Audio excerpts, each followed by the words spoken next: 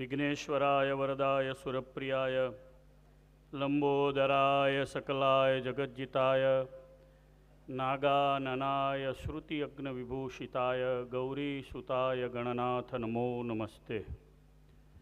મનોજવમ મારુતતુલ્યવેગમ જીતેન્દ્રિયમ બુદ્ધિમતાં વરિષ્ઠમ વાતાત્મજં વાનરયુથમુખ્યમ શ્રીરામદૂતમ શરણં પ્રપદ્યે. ભવસંભવભીતિભેદनं સુખસંપત્કરુણાનિકેતनं વ્રતદાનતપઃ ક્રિયાફલં સહજાનંદ ગુરું ભજે સદા.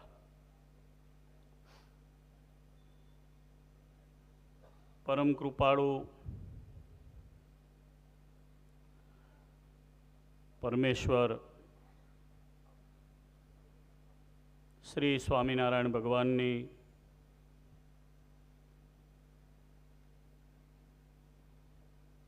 ચરણરથથી અંકિત સ્વામિનારાયણ સંપ્રદાયનું મુખ્ય ધામ શ્રી વડતાલ, એમાં આજે તારીખ 19/4/2025 શનિવાર ના પરમ પવિત્ર દિવસે ગુજરાત નિયંત્રિત બજાર સંઘ એનો અમૃત વર્ષ એની ઉજવણીનો કાર્યક્રમ, એમાં આજે પવિત્ર સ્થાનમાં ઉપસ્થિત સમારંભના મુખ્ય મહેમાન ગુજરાતના માનનીય કૃષિમંત્રી શ્રી તેમજ ખૂબ જ સહકારી ક્ષેત્રના અનુભવી શ્રી રાઘવજીભાઈ પટેલ,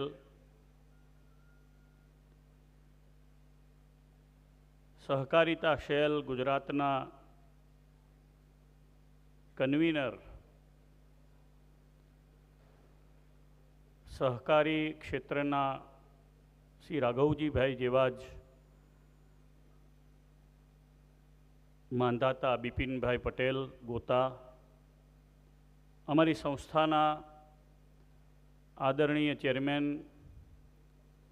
પૂજ્ય ડૉક્ટર સંત વલ્લભદાસજી સ્વામી, આ સમગ્ર કાર્યક્રમ જેઓએ અહીંયા આયોજિત કર્યો છે એવા અમારી સંસ્થાના ટ્રસ્ટી, કેડીસીસી બેંકના ચેરમેન હરિભક્ત શ્રી તેજસભાઈ ઉર્ફે જીગાભાઈ પટેલ, ડાયસ ઉપર બિરાજમાન શ્રી ઘનશ્યામભાઈ, માનનીય ધારાસભ્ય શ્રી સંદીપભાઈ, અમૂલના ચેરમેન વિપુલભાઈ, પ્રતિવર્ષ આ સહકારી ગુજરાત નિયંત્રિત બજાર સંઘ જે ચાલે છે એના પૂર્વ પ્રમુખો, ડિરેક્ટરો, ગુજરાતમાંથી 33 જિલ્લાઓમાંથી લગભગ બધી જિલ્લાઓમાંથી પધારેલા સર્વે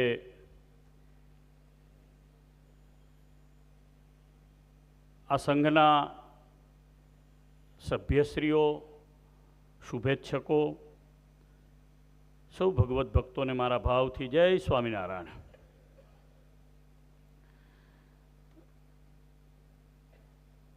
સૌપ્રથમ તમારું શ્રી વડતાલ સ્વામિનારાયણ મંદિરમાં,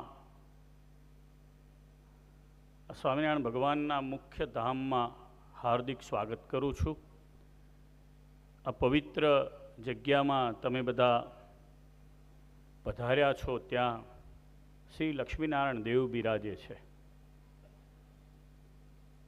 આ મંદિરનું ખાતમુહૂર્ત સહજાનંદ સ્વામી મહારાજે પોતે જાતે ઘનશ્યામ મહારાજે કર્યું છે. આ મંદિરની ધજા પણ એમણે જાતે પોતે ફરકાવી છે. આ મંદિરની અંદર રહેલી તમામ મૂર્તિઓની પ્રતિષ્ઠા પણ પોતાના હાથે કરી છે. વડતાલ એ સ્વામિનારાયણ સંપ્રદાયનું સર્વોચ્ચ તીર્થધામ એટલે છે કે અહીંયા સહજાનંદ સ્વામી મહારાજે હવે પછી ચાલનારા સંપ્રદાયના 2 ઉત્તરાધિકારી 2 આચાર્યોની સ્થાપના પણ આ સ્થાનમાં કરી છે. અત્યારે વર્તમાન આચાર્ય રાકેશ પ્રસાદજી મહારાજ છે, જેઓ હમણાં જ આરતી ભગવાનને કરી દર્શન આપીને પધાર્યા. 2 ગાદી છે, અમદાવાદ અને વડતાલ, કાલુપુર અને વડતાલ. પરંતુ વડતાલમાં સ્વામિનારાયણ ભગવાને આચાર સંહિતા બાંધી છે, એ છે શિક્ષાપત્રી, 212 શ્લોક. દસ્તાવેજ કોની સાથે કરવો, એકાંતમાં કોની સાથે રહેવું, ક્યાં થૂકવું, કેટલી વાર હાથ ધોવા,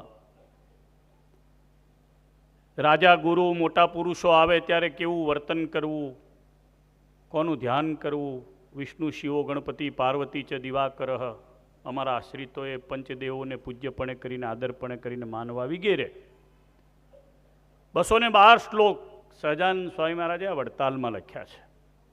એટલે આ પવિત્ર ધામ સ્વામિનારાયણ ભગવાને અહીંયા 60થી વધારે બહુ મોટી ઇવેન્ટો કરી છે. મોટા મોટા આપણે અત્યારે પ્રતિનિધિઓ તમે ભેગા થયા છો તો પ્રતિનિધિ 1500ની આજુબાજુ હશે. એ વખતે સમગ્ર ગુજરાતમાં સંપ્રદાયનો જે વ્યાપ હતો, રાજસ્થાન, મહારાષ્ટ્ર, ગુજરાત, એ સિવાયના યુપી વગેરે છે, જમ્મુ કાશ્મીર અને તમિલ સુધી, તો એ ઇવેન્ટો કરતા ત્યારે ઓફિશિયલી 3-3 લાખથી વધારે માણસો એકત્રિત થતા. એવું આ એનર્જીવાળું સ્થાન છે. અને એ સ્થાનમાં, એ પવિત્ર ધામમાં તમે બધા જ્યારે અહીંયા એકત્રિત થયા છો ત્યારે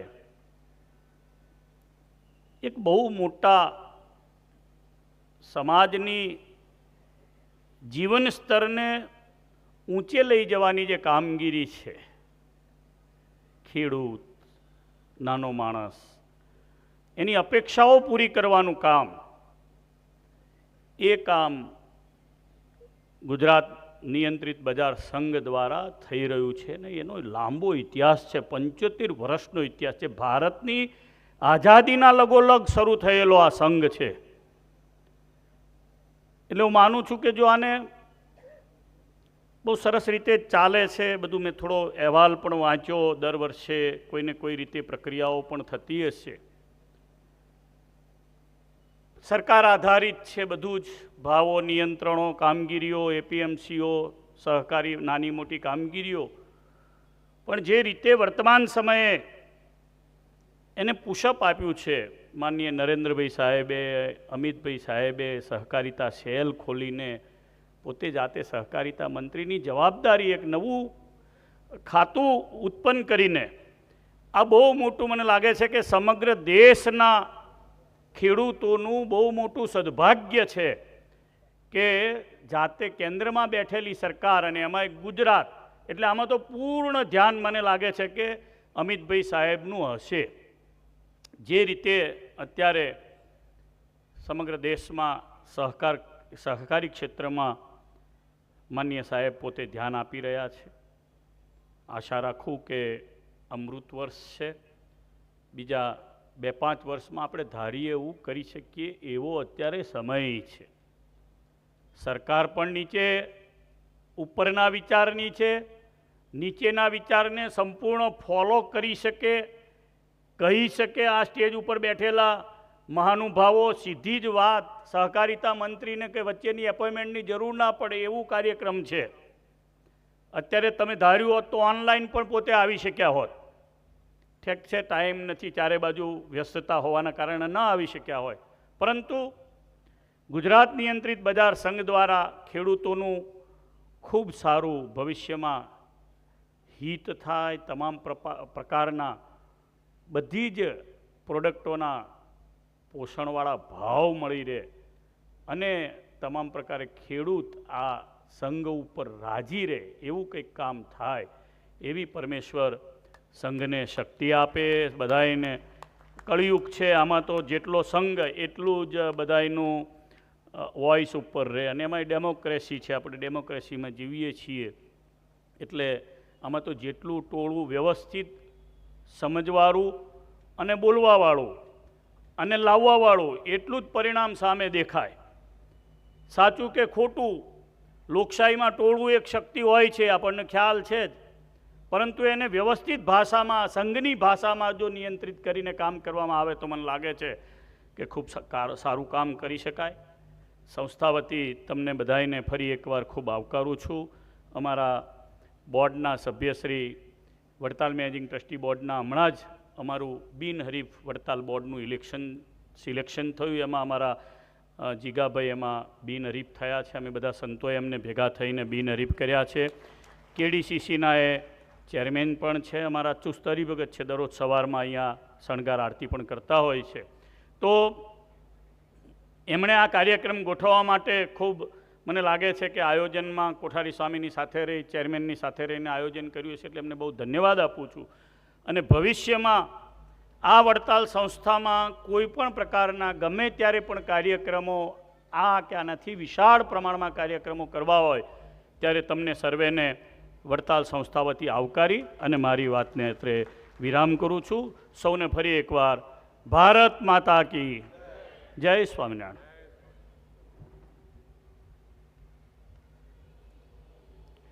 ખૂબ ખૂબ આભાર આપના આશીર્વાદ માટે એવા સંત શ્રી નૌતમ પ્રકાશદાસજી સ્વામી.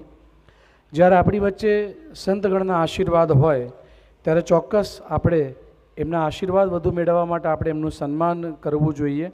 આપણી વચ્ચે ઉપસ્થિત એવા વડતાલ ટેમ્પલ મેનેજિંગ ટ્રસ્ટના ચેરમેન ડૉક્ટર સંત વલ્લભદાસજી સ્વામીજીના એમના સન્માન માટે હું વિનંતી કરીશ ગુજરાત નિયંત્રિત